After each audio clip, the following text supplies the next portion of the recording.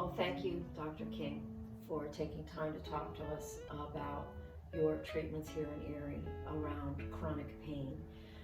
Can you talk a little bit about chronic pain versus acute pain? Sure.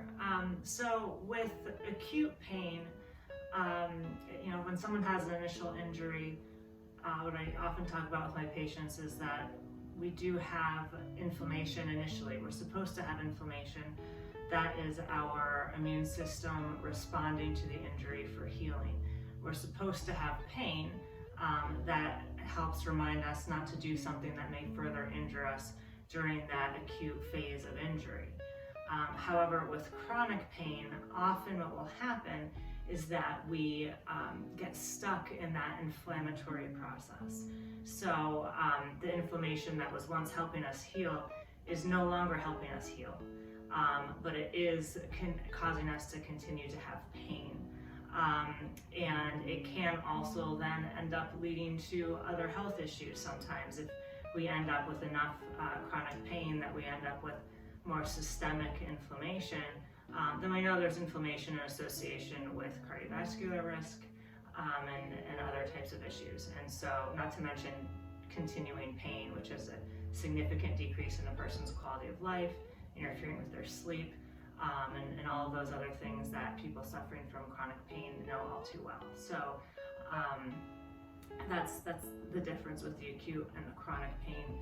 And our goal is to help restore our body back to balance so we're not stuck in that inflammatory process that's no longer doing us any good. I like when you say that chronic pain isn't just painful, it's unhealthy.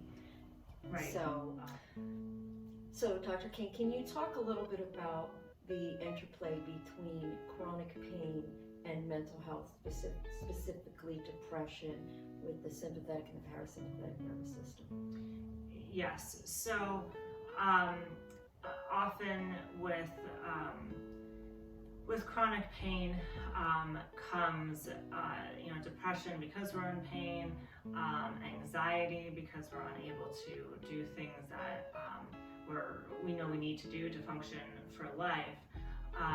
But when it comes to treating chronic pain, what we're trying to get to with this neurostimulation treatment that we're bringing to the area now is that we're treating the chronic pain by stimulating the vagus nerve. And when we stimulate the vagus nerve, we're helping to bring our nervous system back to balance.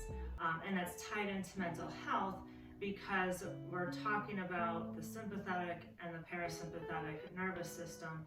The vagus nerve is the largest parasympathetic nerve in our body. It's tied directly into our brain stem and does have relation to our mental health as well. And so when people have anxiety, when people are suffering from PTSD, oftentimes our parasympathetic nervous system is really in overdrive. And instead of being in overdrive during that acute time of danger, again, we get stuck there, or we get pulled back into that when we're not actually in danger.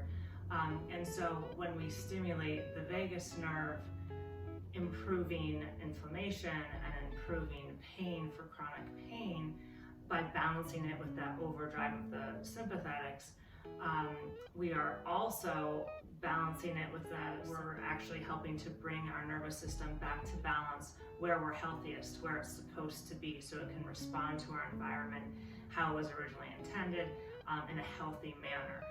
And so then the PTSD can improve as well. The sleep can improve because we're addressing the underlying issue. And then the other things we do for chronic pain, like a healthy diet, a low inflammatory diet, exercise to have our muscles strong and supporting those areas of past injury, for mental health, counseling, sometimes additional medications. All of those things are more effective when we have our nervous system more balanced, and then we're able to continue on with those other treatments and have them be more effective. That's a great explanation. Thank you. Thank you. You're welcome.